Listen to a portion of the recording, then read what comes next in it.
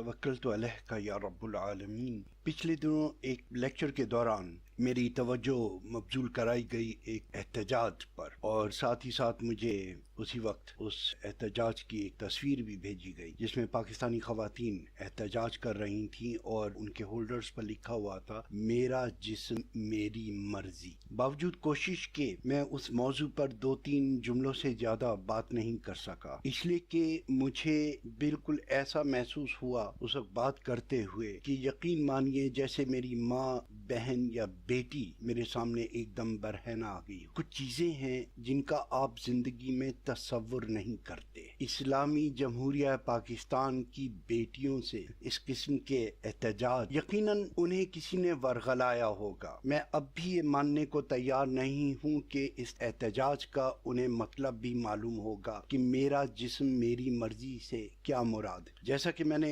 उस रोज कहा था, ये इख्तियार तो स्वीडन में भी नहीं दिया गया, जबकि आप सब लोग जानते हैं स्कैंडिनेविया सेक्स फ्री कंट्री है, और इसका मतलब ये है कि 2 लोग रजामंदी से जिस हद तक चाहें जाएं वो औलाद पैदा कर सकते हैं। उसके लिए लिव टुगेदर या साथ रहने की पाबंदी भी नहीं है। बल्कि इस बात को एक लाइटर नोट में बताऊं, शेल आलदरीन साहब का जिक्र कर चुका हूं, जो मेरे लॉ के प्रोफेसर थे और बाद में मेरे शागिर्द भी बने। एक मर्तबा मेरे घर पर तशरीफ लाए, जैसे कि आलदरीन साहब की आदत थी, महफिल को गुलजार बनाया हुआ था, तो मेरी एक शागिर्द ने अचानक उनसे सवाल कर दिया, सर आप तो अपनी बेगम को बहुत हंसाते रहते होंगे, आपके कितने बच्चे हैं? आलदरीन साहब ने जवाब दिया, सुनो, स्वीडिश मर्द से ये नहीं पूछते बेटे कि उसके कितने बच्चे हैं, उसे बस यूं पूछते हैं कि आपको अपने कितने बच्चों के बारे में मालूम है। इस एक जुमले में हमारे यहाँ के माशरे की तशरी और अक्कासी हो जाती है। लिहाजा मैं नहीं समझता कि इसके बारे में मजीद तफसीलात से आपको आगाह करूं, लेकिन यहाँ बेअदबी भी अदब के साथ होती है, बदतहजीबी भी तहजीब के साथ होती है, और बरहनगी भी तहजीब के दायरे में होती है। अगर कोई फैमिली या कोई जोड़ा किसी पार्क में या किसी बस स्टॉप पर या सड़क के किनारे मसरूफ हो, या कोई फैमिली पिकनिक मना रही हो, या यहाँ के जंगलों में जैसे छोटे छोटे से जिस तरह से बारादरी है हमारे यहाँ, इस टाइप के साथ पिलर्स के ऊपर वो एक छतरी की सूरत में जिसके नीचे बेंच और दरमियान में आग जलाने के लिए एक बड़ा सा चूल्हा पहले से मौजूद होता है, जहाँ पर आप लकड़ियां डाल दें, अलाव जला लें। ये इंतजाम सरकारी तौर पर है। तो सर्दियों में आप वहाँ पर पिकनिक मनाएं, बैठ के गपशप करें, अच्छा वक्त गुजारें, वो रात का वक्त हो या दिन का वक्त हो। इन तमाम हालतों में जो मैंने अभी बयान की, अगर कोई शख्स कहीं से आ रहा है तो वो रास्ता बदल देगा, वो खास तौर पर आपके पास से, आपके करीब से नहीं गुजरेगा, कोई आवाजा नहीं कसेगा, ना ही वहां पर रश लगा के खड़ा हो जाएगा, बल्कि वो एक महज़िब शहरी की हैसियत से आपके मामले में दखल अंदाजी नहीं करेगा, और बिल्कुल ऐसे आपके साथ बर्ताव करेगा जैसे आप किसी सोते हुए बच्चे के कमरे में जाते कि उस बच्चे की नींद में खलल ना पड़े। इस तरह से यहाँ पर लोग अपना रास्ता बदल देते हैं। उसके बावजूद स्वीडन ने मेरा जिस्म मेरी मर्जी, स्वीडन क्या बल्कि पूरे स्कैंडिनेविया ने मेरा जिस्म मेरी मर्जी के मुतालबे को मंजूर नहीं किया। ये मुतालबा तवाइफों की तरफ से आया था कि हमारा जिस्म है, हमारी मर्जी है। तो यहाँ पार्लियामेंट में ये कानून पास हुआ कि जिस्म आपका जरूर है, लेकिन हम यहाँ पर इंसानी तजारत नहीं होने दे सकते। इंसान के गोश्त को बेचा और खरीदा नहीं जा सकता। तोहफे के नाम पर भी अगर कोई चीज कीमत के तौर पर वसूल की गई है या दी गई है, तब भी उसके लिए ताजीरात मौजूद है। हाँ, मेरा जिस्म मेरी मर्जी सिर्फ इस हद तक इजाजत है कि एक खातून को इस बात का पूरा इख्तियार है कि वो किसी भी मकाम पर आपको रोकने का इख्तियार रखती है, किसी भी मकाम पर। और उसके बहुत असरात हुए हैं, नेगेटिव असरात भी हुए हैं कि यहाँ के मर्द इस हद तक मोहतात हो गए हैं कि उनके अंदर एक मर्दाना जसारत जिसे आप कह लें, दस्त दराजी की, अपनी ख्वाहिश को परस्यू करने की, वो खत्म हो गई है। इसलिए कि एक मर्तबा इनकार के बाद उसका दोबारा इसरार करना ये औरत के हक तलफी में गिना जाता है। और खवातीन जो इस बात का ध्यान रखती हैं कि ये पहली दूसरी تیسری ملاقات ہے تو ایسا نہیں ہونا چاہیے. عموماً یہاں پر ایک انریٹن سا قانون ہے کہ پہلی ملاقات میں آپ ایک خاص حد سے آگے نہیں جاتے, بس معیوب سمجھا جاتا. وہ کوئی پرانی کہاوت ہے کہ ایسا طوائفیں کرتی ہیں. تو اس لیے عموماً جو کچھ رکھ رکھاؤ والی خواتین یا لڑکیاں ہیں وہ اس بات کی احتیاط کرتی ہیں, اور مرد بھی اس بات کو ملحوظ خاطر رکھتے ہیں. لیکن اس کے بعد اگر کبھی کوئی خاتون شرما کی, یا فطرت تو ہے, صنف نازک ہے, تو وہ اگر ایسا کہہ جائے تو وہ بھی پچھتاتی ہے کہ اب پوری ڈیٹ ضائع ہو گئی, میرے منہ سے کیسے نکل گیا. اور مرد بھی ایک دفعہ ایک جیسچر کے بعد, ایک ایڈوانسمنٹ کے بعد, جب اسے سگنل ملتا ہے تو وہ ریٹریٹ کرتا ہے اور بات ختم ہو جاتی ہے. جیسا کہ میں نے یہ ایک تاثر سا دیا کہ اس میں کچھ نقصان بھی ہیں. ایسے قوانین کی موجودگی میں مرد جو ہیں وہ اس حد تک محتاط ہو گئے ہیں, خفیف سے اشارے پر بھی وہ اپنے آپ کو پیچھے کر لیتے ہیں. لہٰذا اب ان کے اوپر جذبات کا غلبہ بھی نہیں ہوتا. ان کے جذبات ان کی عقل کے اور اس قسم کے قوانین کے اس حد تک تابع ہو چکے ہیں, جس کی وجہ سے خواتین کو برملا اس قسم کے اظہار کی ضرورت محسوس ہونے لگی ہے کہ جہاں وہ یہ بتائیں کہ ہم دست درازی کو پسند کرتے ہیں, یعنی کل کو تم پر کسی قسم کا کوئی ذمہ داری عائد نہیں ہوگی. تو خواتین جن کی ڈیٹنگ کے اشتہارات اور ڈیٹنگ کی پیجز پر عموماً اپنے بارے میں انہوں نے اس سے آگے اس ٹائپ کی ڈسکرپشن دی ہوتی ہے, جس کا مطلب یہ ہوتا ہے کہ آپ ہمارے ساتھ کس حد تک فری ہو سکتے ہیں, اور یقین مانیے کہ اس میں کوئی حد نہیں ہے. جاپان کے بارے میں تو آپ نے سنا ہوا ہوگا, بہت مشہور بات ہے کہ وہاں کی خواتین جو ہیں وہ یہ فخر محسوس کرتی ہیں کہ ان کے شوہر کسی کیشا کے ہاں جاتے ہیں. عرب کی خواتین اس بات پہ فخر کرتی ہیں کہ ان کے شوہر کی ایک سے زیادہ 2-3 اور انہوں نے لمٹ کر لی ہے, 4 شادیوں والے ہیں. پاکستانی خواتین کو وہ کہتی ہیں خاصا مسکین, تمہارے شوہر تو افورڈ ہی نہیں کرتے بیچارے ایک سے زیادہ بیویوں کا رکھنا. دکھ ہوتا ہے تو تم کیسے وقت گزارتی ہوگی, تمہاری تو کوئی بہن ہی نہیں ہے. کیونکہ وہاں پر پہلی شادی والدین کرتے ہیں اور دوسری شادی بیوی کرتی ہے, اور تیسری شادی دونوں بیویاں مل کر اپنی ایک سہیلی کو لاتی ہیں اور وہ انہیں بہنیں کہتی ہیں. اور یہ چیز بچپن سے ان کے تربیت کے حصے میں شامل ہوتی ہے, اس لیے انہیں کسی قسم کا کوئی اعتراض کا سوال ہی پیدا نہیں ہوتا. ہمارے ہاں پہلے 2-3 بیویاں ہوا کرتی تھیں, لیکن معاشرے میں آہستہ آہستہ یہ رواج ختم ہوتا چلا گیا ہے, اور اب تو انڈین فلموں کا اتنا انفلوئنس ہے کہ وہ جہاں چاہیں اپنے ہاں تو لیو ٹوگیدر دکھا سکتے ہیں, لیکن ہمارے معاشرے پر تسلط جمانے کے لیے وہ اس قسم کی فلمیں بناتے ہیں کہ سوتن کی بیٹی, جیسے بہت بڑی گالی ہے بھئی سوتن کی بیٹی, کہ کسی کو پتہ نہ چل جائے میں سوتن کی بیٹی ہوں. جبکہ کتنی فلموں میں ان کا ہیرو جو ہوتا ہے وہ ولد الحرام ہوتا ہے, لاوارث, نمک حرام, مقدر کا سکندر, کیوں کوڑے کے ڈھیر سے ملا ہوا بچہ, لیکن وہ ہیرو ہے. لیکن سوتن کی بیٹی,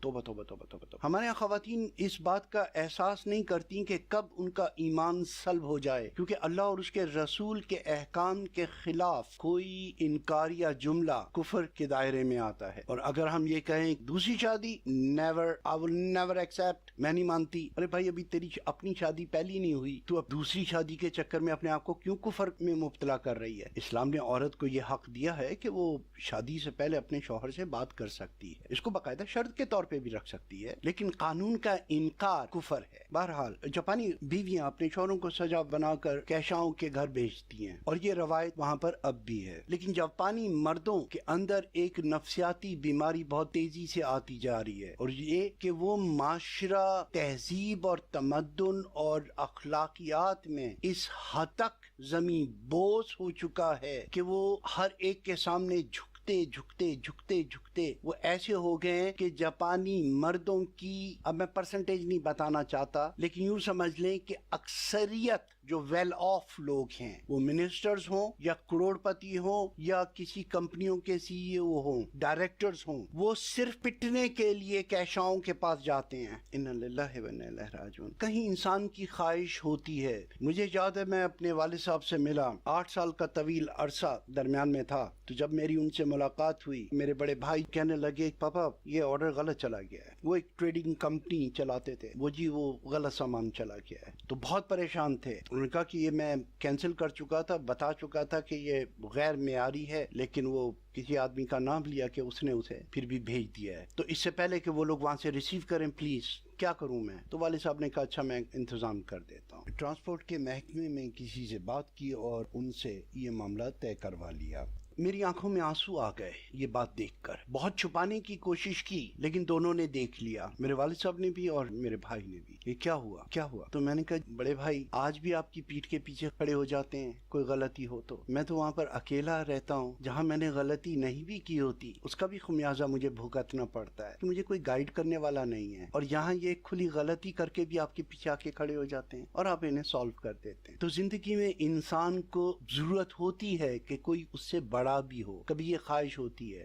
آپ جتنی خواتین مجھے سن رہی ہیں بیٹا, میں آپ لوگوں کو یقین دلاتا ہوں, وہ کوئی قسم ہو آپ مجھے کہیے, میں حلفیہ بیان کرتا ہوں کہ یہ جو فلموں میں اور ڈراموں میں ایک کہنا ماننے والا, ہمارے اشاروں پہ چلنے والا, میری ایک ایک ادا پر فدا ہو جانے والا اس قسم کے شوہر کا تصور ہے, خدا کی قسم اس کے ساتھ ایک ہفتہ نہیں نکال سکو گی, اسے کہ یہ فطرت میں نہیں ہے. آپ کو اپنی جیسی ایک داڑھی مونچھوں والی عورت نہیں چاہیے. جی بی بی جی بیگم صاحبہ فرمائیے جی کہاں جانا ہے جی, آ جائیں جی بیٹھ جائیں جی. نفرت ہو جائے گی سیکنڈوں میں اس سے. اور بالکل اسی طرح سے یہ جو لڑکے بائکرز ہیں, ان کے پاس موٹر سائیکلیں ہیں, ان کا دل کرتا ہے اوے میرے ساتھ بھی ایک چمڑے کا سوٹ پہنی ہوئی لڑکی میرے ساتھ ایسے پیچھے سے چپی ڈال کے بیٹھی ہوئی ہو, بیچ پر میرے ساتھ والی بال کھیل رہی ہو, میرا سارا کالج دیکھے اسے, کیسی لڑکی ہے میرے ساتھ. وہ ایسی لڑکی کے ساتھ بیوی کے طور پر ایک دن نہیں گزار سکتا کہ یار وہ لڑکی بڑی بولڈ ہے. ہاں بولڈ ہے, لیکن شادی کے بعد تم کہو گے یار وہ تے پائی جن نکلی. ہمارے بزرگوں نے اس کا کچھ اس طرح سے وہ نکالا کرتے تھے کہ کوشش کرتے تھے کہ لڑکی زیادہ پڑھی لکھی نہ ہو, لڑکا زیادہ پڑھا لکھا ہو, تاکہ اس لڑکی کو بھی ذہنی کوفت نہ ہو اس کو اولت دیتے ہوئے. لیکن اب معاشرے میں عورتیں پڑھی لکھی ہیں, آرگیومنٹیٹیو ہیں, باقاعدہ برابر کے دلائل دیتی ہیں, اور اس سے خاندانوں میں بڑی بدمزگی بھی ہوتی ہے. میں یہاں جہاں مرد کو اس بات کا ذمہ دار سمجھتا ہوں کہ اس کے اندر سے وہ ٹریڈیشنل اکڑ نہیں نکلتی, وہیں میری سمجھ میں یہ نہیں آتا کہ ایک عورت جو زیادہ پڑھی لکھی ہے, why can't she handle that person? تمہاری تعلیم کا فائدہ کیا ہوا کہ اگر تمہاری زیادہ تعلیم کی وجہ سے تمہارے شوہر میں کمپلیکس آ جائے؟ یہاں ہمیں ضرورت ہے کہ کچھ چیزوں کو ہم ہمیشہ یاد رکھیں کہ ہمارے ہاں جو تعلیم ہے وہ ہماری معاشرت سے بہت زیادہ ہم آہنگ نہیں ہے. جہاں ایم اے میں ہوم اکنامکس میں لڑکیوں کو قالین بننا سکھایا جا رہا ہے, بوتیک بر سکھایا جا رہا ہے. ارے بھائی جو لڑکی ایم اے تک آ سکتی ہے, ایم اے کر سکتی ہے, وہ کیا زندگی میں قالین بنے گی؟ اس نے یہ 20-25 نمبرز کے لیے, 20-25 مارکس کے لیے جو ایک چھوٹا سا ٹکڑا بنایا ہے وہ اپنے ڈرائنگ روم میں جا کے سجا دے گی کہ یہ میرا پروجیکٹ تھا. پریکٹیکل نالج نہیں ہے وہ. اور بیٹے آپ لوگ بھی احتیاط کیجئے, بی اے کرنے کے بعد آپ اپنے آپ کو مغرب کی امانت مت سمجھیں. اسی طرح سے یاد رکھیے کہ اس معاشرے میں پلا ہوا ایک لڑکا جو ہے وہ بہرحال خصم ہے, خصم. اس کو آپ لاکھ حبی کہہ لیں, وہ ہسبینڈ نہیں ہو سکتا, وہ ہسبینڈ ہو جاتا ہے بی اے کرنے کے بعد. تو آپ کو اپنے ہسبینڈ کو کس طرح سے ہینڈل کرنا ہے, اس کے لیے آپ کو ٹریڈیشنلی اپنی معاشرت کو یاد رکھنا ہوگا. تعلیم سے فائدہ اٹھائے, ایک دوسرے کے کمپلیکسز کو دور کیجیے. ہم اپنے بچوں میں اپنے کمپلیکسز دیکھتے ہیں اور اس میں انہیں فل کرنے کی کوشش کرتے ہیں. ایک خاتون جن کے شوہر بہت زیادہ اکڑ مزاج ہوتے ہیں, وہ اپنے بیٹوں کو بالکل للو بنا دیتی ہیں, زنخا بنا دیتی ہیں کہ نہیں مرد کو اتنا سخت نہیں ہونا چاہیے. اتنی ریسپیکٹ کرتا ہے کہ اس کا ذہن بالکل ایسے ہی ہوتا ہے کہ بیوی سے واقعی کہے بہن جی. اور جن خواتین کے شوہر بڑے للو ہوتے ہیں, وہ اپنے بیٹوں کو ماچھو بنانے کے چکر میں اپنے اس کمپلیکس کو ان کے اندر اتنا فیڈ کر دیتی ہیں کہ وہ آئندہ زندگی میں کسی کی عزت ہی نہیں کرتا. اپنے خوابوں کو اگر اپنے بچوں کے اندر پورا کرنا ہے تو اس کے لیے اس بات کا دھیان رکھیے کہ وہ صرف اور صرف ایک جذباتی تسکین تک ہی نہ رہے, بلکہ وہ ایک معاشرے کا فعال رکن بن سکے, خواہ وہ بیٹی ہو یا بیٹا. اور یاد رکھیے اگر بچوں کو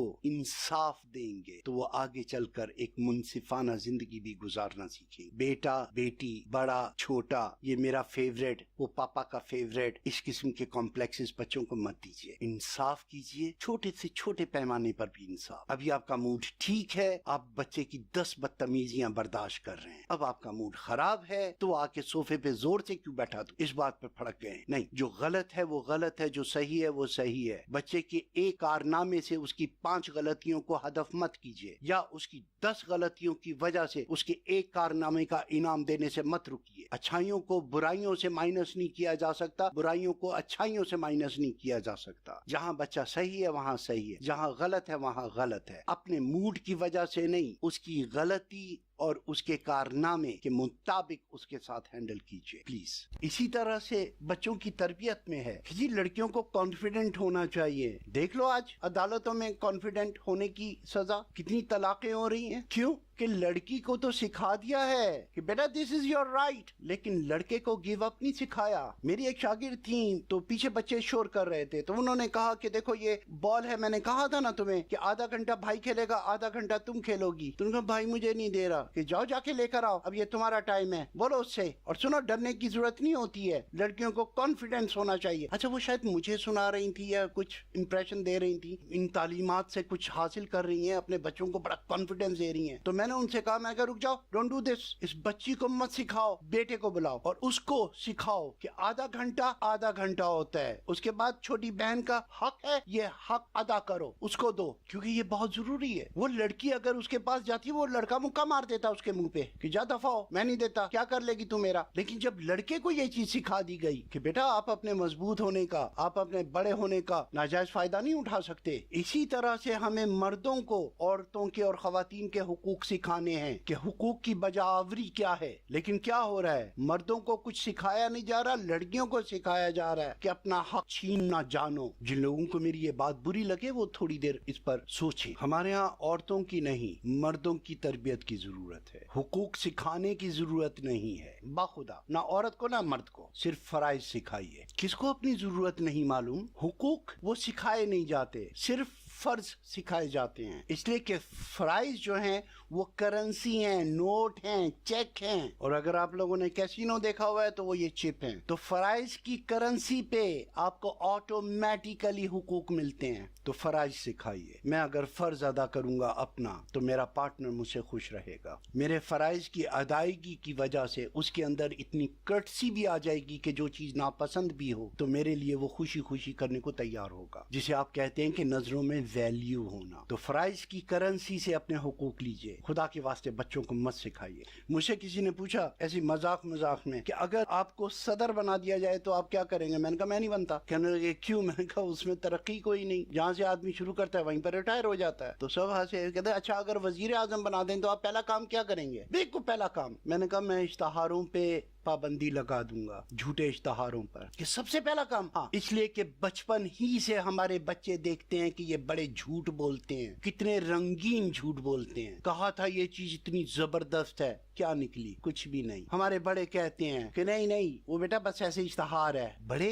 جھوٹ بولتے ہیں ٹی وی پہ آ کے، پھر یہی بچے جب بڑے ہو کے لیڈر بھی بن جاتے ہیں تو عدالتوں میں جا کے کہتے ہیں کہ جناب وہ اسمبلی میں میرا بیان وہ تو سیاسی بیان تھا، یعنی میں آن ریکارڈ جو جھوٹ بول کر آیا ہوں وہ سیاسی بیان تھا، وہ جی آپ نے جو جلسے میں کہا، یہ جو وعدے کیے، وہ یار وہ تو سیاسی وعدے تھے، اور عدالت تک اس کو ہضم کر لیتی ہے۔ یعنی اتنا جھوٹ بولنا تو آپ کا حق ہے بھائی، صحیح ہے۔ نو ونڈر کہ بچوں کے ذہن میں یہ بات آتی ہے کہ نہیں سیاستدان جھوٹے ہوتے ہیں، لیڈر جھوٹے ہوتے ہیں، ہمیں لیڈ کرنے والا آدمی جھوٹ بولتا ہے۔ اور یہ سچ اور جھوٹ آپ نے صرف اور صرف کرکٹرز تک رکھا ہوا ہے، کیونکہ وہاں پر آپ کی میچ فکسنگ ہوتی ہے کہ جی آپ نے پریس سے کیوں کام کیا، آپ نے وہاں پر جا کر وہ فلانا مشروب پی لیا تھا، یا آپ وہاں پر جا کر کلب میں گئے تھے۔ یہ صرف کرکٹرز کے لیے؟ اسلامی جمہوریہ پاکستان کے لیڈر وائٹ ہاؤس میں گلاس کھاتے آپ کو نظر نہیں آتے؟ لیکن یہ پابندی کرکٹرز پر ہے کہ تم نے بورڈ کے ساتھ یہ بدتمیزی کی، تم نے بورڈ کی فلانی بات نہیں مانی۔ ارے بھائی وہ کرکٹر ہے، اخلاقیات کا پروفیسر نہیں۔ خود ہی کہتے ہو فاسٹ بالر کے اندر ایگریسونیس ہونی چاہیے، تو یہ ایگریسونیس اس کے لہجے میں بھی ہوگی۔ لیکن اگر اس قسم کے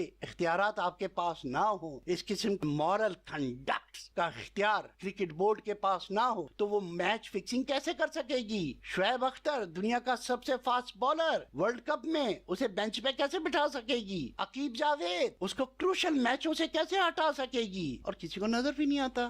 मैच फिक्सिंग, स्कॉट फिक्सिंग पर नजर है आपकी। आप खुद नहीं देखते कि एक टीम को बिल्कुल लंगड़ा लूला कर देता है आपका बोर्ड, सिर्फ इस बात पर कि उसने अखबार वाले से बात कर ली थी, इस बात पर कि उसने चेयरमैन से ऐसे लहजे में बात कर ली थी। अरे भाई, अगर क्रिकेटर को सजा देनी है तो उसको ये सजा दो कि जब तक तुम्हारी सेंचुरी नहीं होगी उस वक्त तक तुम्हारी आमदनी इतनी रहेगी, जब तक तुम्हारी 5 विकेटें नहीं होंगी उस वक्त तक तुम्हारी आमदनी इतनी रहेगी। उसको मैच से हटाकर आप किसको सजा दे रहे हैं? अंधेर नगरी चौपट राज। और लीडर झूठ बोल रहे हैं सरेआम, और आके वो कह रहे हैं सुप्रीम कोर्ट में कि ये वो मेरा सियासी बयान था। क्या अमेरिकन पब्लिक ने क्लिंटन को इजाजत दी कि जो हम तुझसे 1000 गुना ज्यादा करते हैं और सारी दुनिया को उसकी तालीम और तरगीब देते हैं अपनी फिल्मों के जरिए, लेकिन तुझे इजाजत नहीं है मोनिका के साथ, इसलिए कि हमने अपने तौर पर पूरे मुल्क से एक इंसान चुना था 4 साल के लिए कि तू तमाम तर अखलाकियात की पाबंदी करते हुए हमें लीड करेगा। बिल्कुल इसी तरह से जैसे नमाज के लिए आप इमाम चुनते हैं, ये तनख्वाहदार मौलवी साहब नहीं, बल्कि जो कुरान का हुक्म है कि आप में से जो बेहतर हो उसे आगे खड़ा कर दो। इस्लाम में कोई तस्वुर ऐसा नहीं है कि एक मौलवी फिट हो गया बस वही है। आप मस्जिद में जाते हैं, जो वहाँ पर सबसे ज्यादा बुजुर्ग नजर आता है उसे कहते हैं जी बिस्मिल्लाह। आज वो पढ़ा रहा है, कल दूसरा पढ़ा रहा है, कोई तीसरा पढ़ा रहा है, कोई चौथा पढ़ा रहा है। आपने उसको एक ऑक्यूपेशन बना दिया है। बहरहाल, back to our subject. Europe में 5 मुल्क हैं जहां सेक्स खरीदा और बेचा जा सकता है। मैं आपको डेस्टिनेशन नहीं बताऊंगा, लेकिन इतना काफी है, हमारी यूरोपियन यूनियन में अब सिर्फ 5 मुल्क ऐसे रह गए हैं जहां पर आप सेक्स खरीद सकते हैं और बेच सकते हैं। स्वीडिश पार्लियामेंट में आजकल एक बहस चल रही है। सोशल डेमोक्रेट्स की तरफ से एक लॉ सामने आया है जिसके तहत कोई स्वीड मुल्क से बाहर जाकर भी सेक्स नहीं खरीद सकेगा। आप समझ रहे हैं, ये मैं सेक्स फ्री स्कैंडिनेविया के मुल्क स्वीडन के शहर स्टॉकहोम, जिसे मैं स्कैंडिनेविया का वीनस कहता हूँ, तो अपने इस वीनस से बैठकर मैं आपको ये इतला दे रहा, मेरा जिस्म मेरी मर्जी, इस्लामी जमहूरिया पाकिस्तान की बेटियां कह रही हैं। यहाँ स्वीडन में ये कानून बनने चला है जिस पर ये डिबेट हो रही है कि कानून अच्छा है, बहुत अच्छी बात है, बहुत सारे मुल्क इस पर राजी भी हो जाएंगे, लेकिन इसी EU में कुछ ममालिक ऐसे हैं जहाँ पर इसकाते हमल कानूनी तौर पर मना है। तो वहाँ की खवातीन यहाँ अबॉर्शन के लिए जब आती हैं तो क्या उनको भी वही राइट नहीं देना पड़ेगा? तो हमारा ये कानून ऐसे किसी कानून से मुतजाद ना हो, इस पर बहस हो रही है इस वक्त। सोचिए, आंखें बंद कर कर किसी चीज की तकलीद करना सिर्फ अपने आप को मॉडरेट कराने के लिए नहीं, आप अपने माशरे के मुताबिक, अपनी अक़दार के मुताबिक तरक्की कीजिए। मेरे ख्याल से ये मेरा पैगाम बहुत लंबा हो गया है। अगर कोई सवाल हो तो बेटा आप लोग पूछ सकते हैं। थोड़ा सा मुझे बस पॉज दे दो, मैं जब तक चाय पीता हूँ आप लोग इनको सवालों को जमा कर लें, ठीक है? उस तक के लिए अस्सलाम वालेकुम। अल्लाह पाकिस्तान और पाकिस्तान के हामियों को अपने हिफ्ज़-ओ-अमान में रखिए। फ़ी अमान।